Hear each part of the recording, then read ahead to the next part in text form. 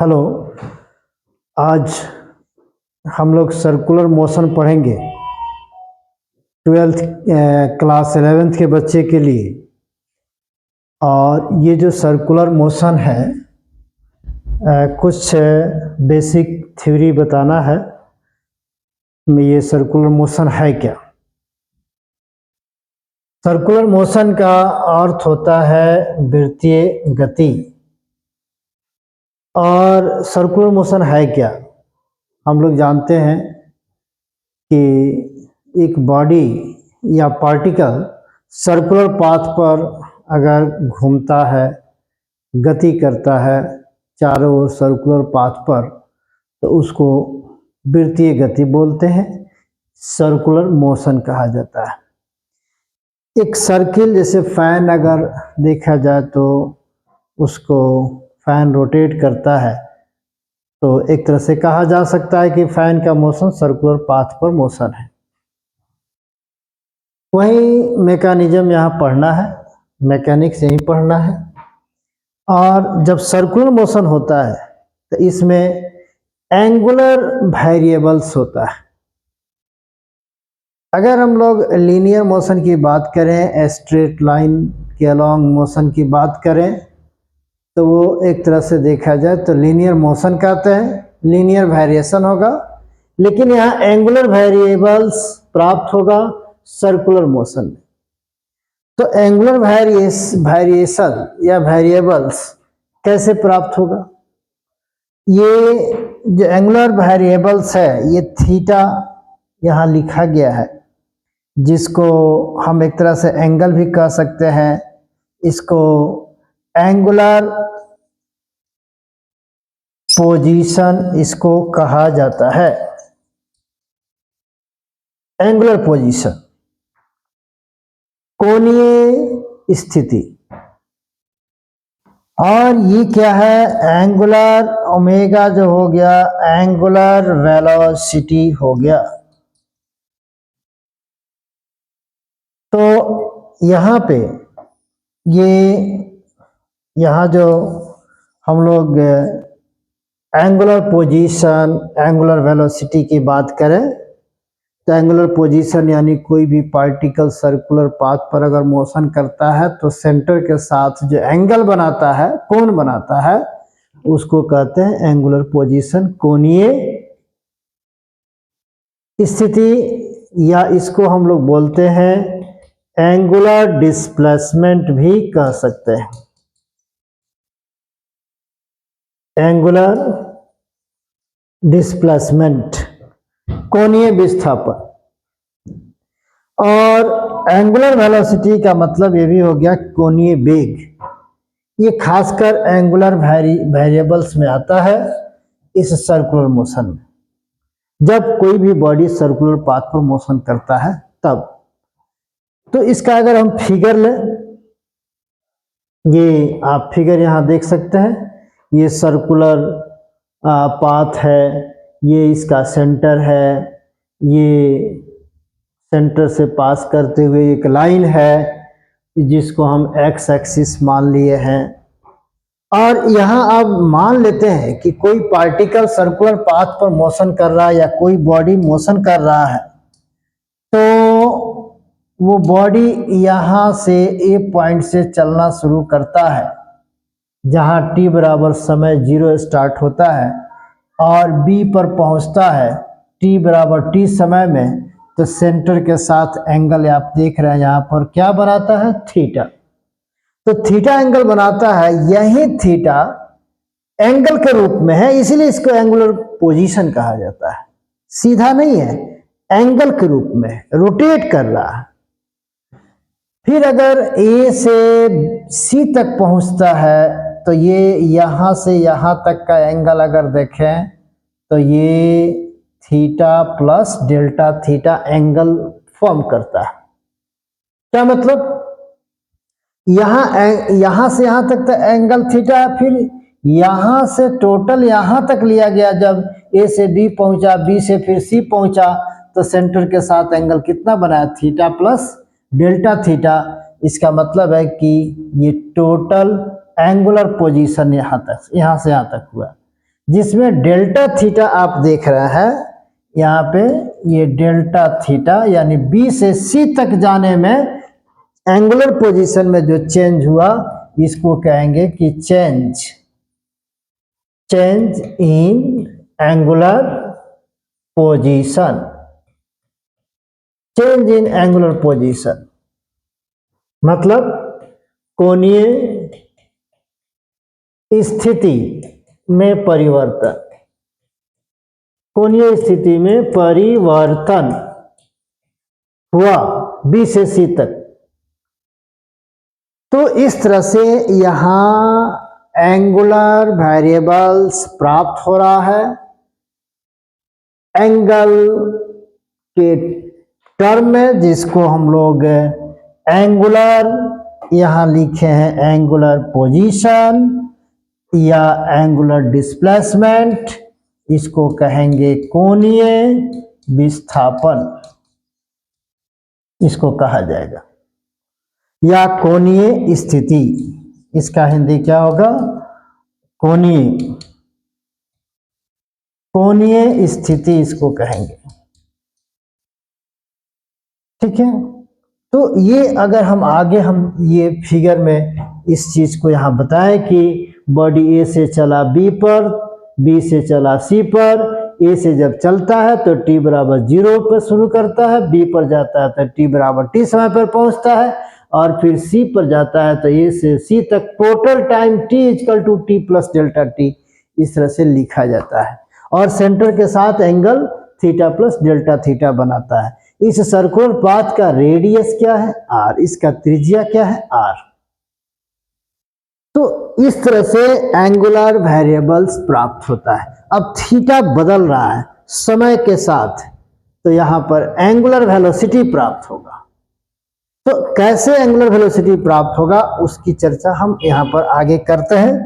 ये जो थीटा है यहां पे, ये थीटा का नाम एंगुलर पोजीशन कहा गया, कोणीय स्थिति कहा गया या कोणीय विस्थापन कहा गया।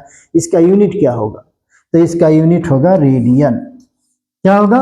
रेडियन, जिसका सिंबल RAD होता है। जैसे डिस्प्लेसमेंट का ऐसा यूनिट मीटर होता है, तो एंगुलर डिस्प्लेसमेंट का ऐसा यूनिट क्या होगा? रेडियन। तो यही हम आगे बढ़ते हैं। ये डिस्प्लेसमेंट की बात हो गया।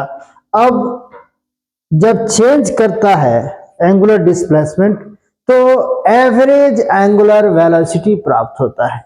ये देखिए एवरेज एंगुलर वेलोसिटी, एवरेज यानी इसका मतलब क्या हो गया? औसत कोणीय वेग। तो औसत कोणीय वेग है क्या? तो सीधा बता सकते हैं औसत कोणीय वेग average angular velocity is equal to change in angular position by time interval. यानी average angular velocity is equal to delta theta by delta T. तो डेल्टा थीटा क्या है? डेल्टा थीटा ये है change in angular position by delta T. Delta t यहाँ पर time interval है। अगर हम फिगर में देखें, यदि बी से सी अगर पहुंचते हैं, बी से सी, तो टाइम इंटरवल क्या लगता है? Delta T. तो वही टाइम इंटरवल है। डेल्टा टी को हम क्या कहेंगे? Time interval. Delta T is equal to, ये है टाइम इंटरवल। यहाँ पर डेल्टा टी की बात करें तो ये डेल्टा टी टाइम इंटरवल कहलाता है। टाइम इंटरवल, समय अंतराल जिसको बोलते हैं। तो एवरेज एंगुलर वेलोसिटी का फॉर्मूला क्या होगा? Change in angular displacement bye time interval. अब इसका एक और फॉर्म भी लिख सकते हैं। ये देखिए इसका एक और फॉर्म क्या है? एक और फॉर्म की अगर हम बात करें यहाँ पे, तो ये omega bar is equal to theta 2 minus theta 1 by T2 minus T1 हो जाता है। अब डेल्टा थीटा को यहाँ पर जो डेल्टा थीटा लिखा गया है, delta theta, delta theta is equal to theta two minus theta one है। इसीलिए थीटा टू क्या है, final angular displacement, theta one क्या है, initial angular displacement, T two क्या है, फाइनल टाइम, टी वन क्या है, इनिशियल टाइम। यानी इसको हम इस रूप में, यानी omega bar is equal to delta theta by delta T, delta का मतलब change in angular displacement, delta T का मतलब टाइम में चेंज है, अर्थात टाइम इंटरवल। तो इसका दूसरा फॉर्म में हम ऐसे लिखेंगे। अब थीटा टू, थीटा वन और T two minus T one, इसकी चर्चा हम आगे करके आपको बताते हैं। यहाँ एक इस फिगर को पहले देख लीजिए, फिर बैक में चलते हैं।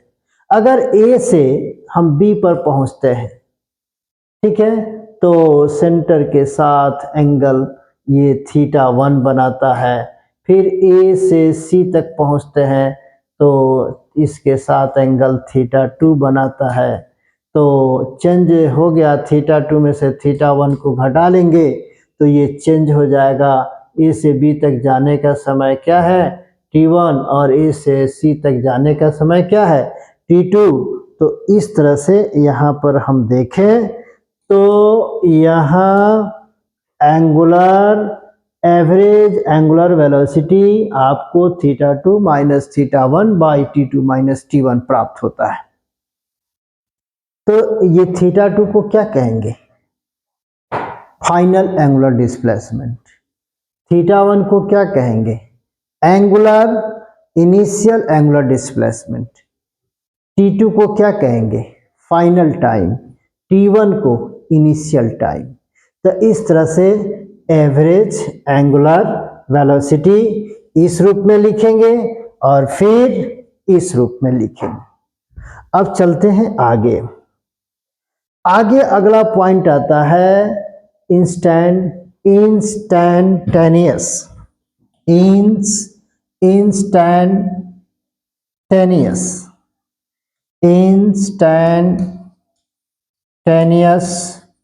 Angular velocity. इंस्टेंटेनियस क्यों लगाया गया, तात्क्षणिक, कोणीय वेग इसको बोल सकते हैं। हम लोग रेस्ट एंड मोशन में पढ़े हैं। Instantaneous velocity is also called velocity, बस सेम उसी तरह से है। इंस्टेंटेनियस एंगुलर वेलोसिटी का दूसरा नाम एंगुलर वेलोसिटी।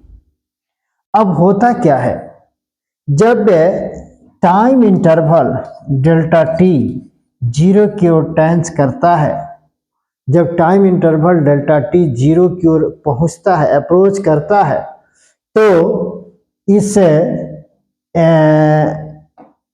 ये जो एवरेज एंगुलर वेलोसिटी है, एवरेज एंगुलर वेलोसिटी है, इसके लिमिटिंग वैल्यू से इसका यहाँ लिमिट लिया गया, limit delta T tends to zero, delta theta by delta T is equal to D theta by D T.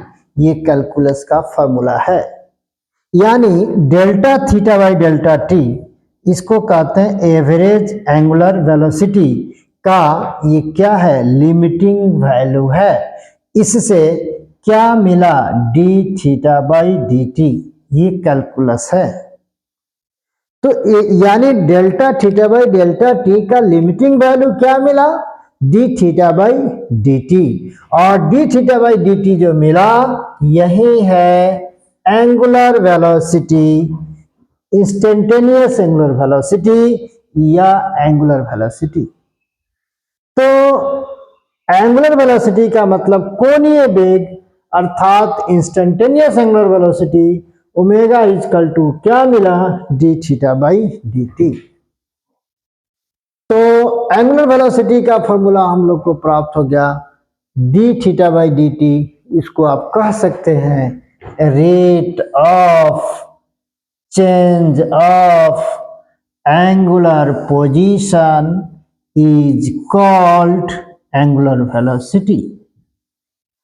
आप वेलोसिटी का डिफिनीशन पढ़े होंगे रेस्ट एंड मोशन में, v equal to D R by D T, v equal to D R by D T, D R by D T. R क्या है, position, the rate of change of position is called velocity. यानी angular position का मतलब कोणीय स्थिति के परिवर्तन के दर को कोणीय वेग कहा जाता है। कोणीय स्थिति के परिवर्तन के दर को कोणीय वेग कहा जाता है। Omega equal to D theta by D T. तो यहां से एंगुलर वेलोसिटी मिल गया। अब आगे अगर हम बढ़ें तो ऐसा यूनिट की बात करें एंगुलर वेलोसिटी का, तो इसका ऐसा unit omega equal to D theta by D t है। तो डी थीटा का मतलब इसका ऐसा यूनिट रेडियन और डी टी का मतलब इसका ऐसा यूनिट सेकेंड, अर्थात एंगुलर वेलोसिटी का ऐसा यूनिट रेडियन पर सेकेंड होता है। अब अगर हम देखें यहां पे ये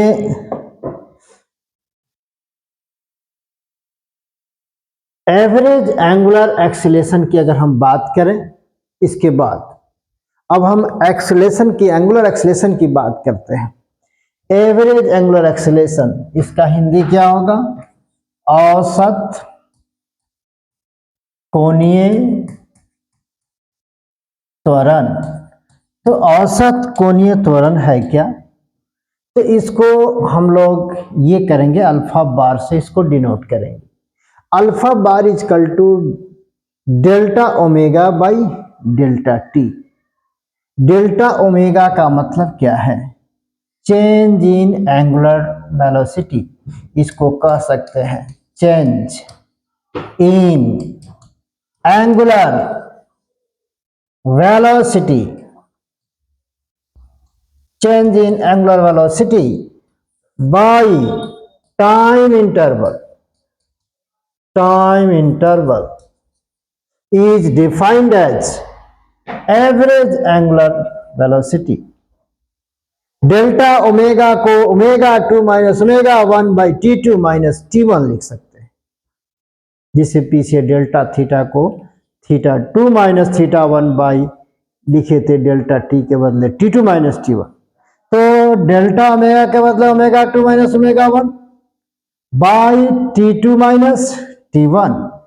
एवरेज एंगुलर एक्सीलरेशन ऐसे भी लिखेंगे, फिर आप ऐसे भी लिखेंगे, जिसको यहां पर लैंग्वेज में लिख दिया गया। कोणीय वेग में परिवर्तन बटा समय अंतराल। अब यहां पर हम देखें तो ओमेगा 1 क्या है? Omega 1 initial angular velocity. Omega 2 क्या है? Final angular velocity. इनिशियल का मतलब प्रारंभिक, प्रारंभिक, प्रारंभिक कोणीय वेग, प्रारंभिक कोणीय वेग। तो इसका क्या होगा? अंतिम कोणीय वेग। ये कैसे मिला? तो इसकी बात अगर हम यहां एक फिगर देखें, ए से यदि बी जाता है तो एंगुलर वेलोसिटी ओमेगा 1 है, और ए से जब सी पर पहुंचता है तो फाइनल एंगुलर वेलोसिटी ओमेगा 2 हो जाता है। ए से बी जाता है तो टाइम T1 लगता है, ए से सी जाता है तो टाइम T2 लगता है, ए से बी जाता है तो टाइम T1 और angular velocity omega 1। Angular velocity omega 1। ए से सी जाता है तो time T2, angular velocity omega 2। तो इस स्थिति में एवरेज एंगुलर एक्सीलरेशन इस तरह से डिफाइन होता है। ये फाइनल एंगुलर वेलोसिटी, ये initial angular velocity, final time minus initial time. इसीलिए बोला जाता है कि change in angular velocity bye time interval. ये सारा बेसिक कंसेप्ट है सर्कुलर मोशन का, ये दिमाग में रखने वाली बात है। इसी से चैप्टर आपको सर्कुलर मोशन की बातें समझ में आएगी। अब हम आगे चलें, इसको थोड़ा सा और लेकर। एंगुलर एक्सीलरेशन, कोणीय त्वरण, बहुत ही इंपॉर्टेंट पॉइंट है। कोणीय त्वरण फिजिक्स पढ़ लेते हैं, लेकिन ये कोणीय त्वरण की जानकारी नहीं होती है। एंगुलर एक्सेलरेशन क्या है ये भी पता नहीं चलता। तो जिस तरह से हम इंस्टेंटेनियस एंगुलर वेलोसिटी डिफाइन किए हैं उसी तरह से एंगुलर एक्सेलरेशन डिफाइन करेंगे। कब? जब टाइम इंटरवल डेल्टा टी 0 की ओर टेंस करेगा तब, और उसका लिमिटिंग वैल्यू लेंगे, अर्थात किसका? Delta omega by delta T का। Delta omega by delta T को एवरेज एंगुलर एक्सेलरेशन कहा जाता है, और इसका लिमिटिंग वैल्यू अगर लेंगे तो d omega by D T प्राप्त हो जाता है। तो ये बोल सकते हैं कि एवरेज एंगुलर एक्सेलरेशन का limiting value d omega by D t देता है, जिसको एंगुलर एक्सेलरेशन कहा जाता है, और angular acceleration equal to d omega by क्या होता है? डी टी होता है। इसका मतलब है कि ये हमको बहुत अच्छा फॉर्मूला प्राप्त हो गया एंगुलर एक्सेलरेशन का, alpha equal to d omega by D t. अब ई ओमेगा एंगुलर वेलोसिटी है और ये टाइम है, तो इसको हम बोल सकते हैं क्या? Rate of change of angular velocity, rate of change of angular velocity is called angular acceleration,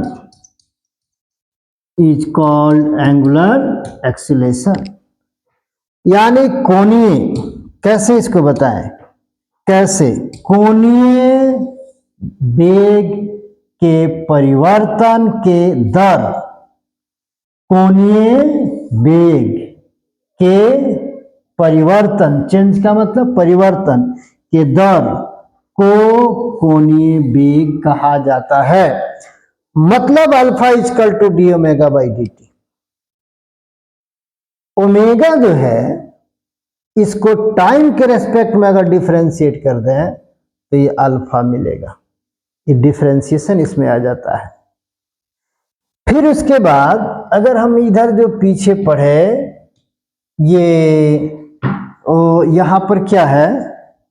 यहाँ अगर हम देखें तो ये क्या है? ये डी थीटा, थीटा को भी टाइम के रेस्पेक्ट में अगर डिफरेंशिएट कर दें तो एंगुलर वेलोसिटी मिलेगा। तो ये बात यहाँ पर यूज कर रहे हैं कैलकुलस का। कैलकुलस का ये बहुत बेसिक फॉर्मूला सब यूज हो रहा है। लिमिटिंग वैल्यू, डिफरेंशिएशन, ये सब जिस विद्यार्थी को अगर इसका कंसेप्ट नहीं पता है 11th का, उसको ये समझना मुश्किल होगा।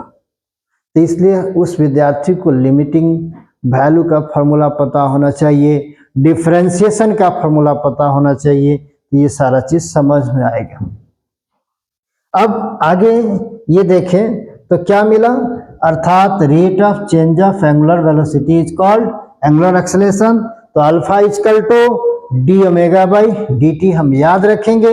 एंगुलर एक्सेलरेशन जब कोई बॉडी या पार्टिकल सर्कुलर पाथ पर मोशन करता है तो एंगुलर पोजीशन क्या है, एंगुलर डिस्प्लेसमेंट क्या है, एंगुलर वेलोसिटी क्या है, एवरेज एंगुलर वेलोसिटी क्या है, एवरेज एंगुलर एक्सेलरेशन क्या है, एंगुलर एक्सेलरेशन क्या है, ये हम लोग इसमें पढ़े। अब इसमें एंगुलर एक्सेलरेशन का ऐसा यूनिट की बात करें, क्या होगा? ऐसा यूनिट कितना होगा? Alpha equal to d omega by D T. तो डी ओमेगा का मतलब ओमेगा का ऐसा यूनिट क्या है? रेडियन पर सेकेंड। टाइम का क्या होगा? पर सेकेंड। दोनों को गुना करेंगे यहाँ पर तो क्या प्राप्त होगा? रेडियन पर सेकेंड स्क्वायर। अल्फा का ऐसा यूनिट होगा। अब हम यहाँ पर देखें, एक छोटा सा और फॉर्मूला की बात करें। सर्कुलर पाथ पर अगर मोशन कर रहा है कोई भी पार्टिकल या बॉडी सर्कुलर पाथ पर, और इसमें अल्फा क्या है? कांस्टेंट है, यानी एंगुलर एक्सेलरेशन क्या है? कांस्टेंट है। फॉर कांस्टेंट एंगुलर एक्सेलरेशन, तो उसके लिए हम एक फॉर्मूला यहाँ पर डेराइव किए, alpha equal to d omega by D t. यानी एंगुलर एक्सेलेरेशन, तो d omega is equal to alpha into d T.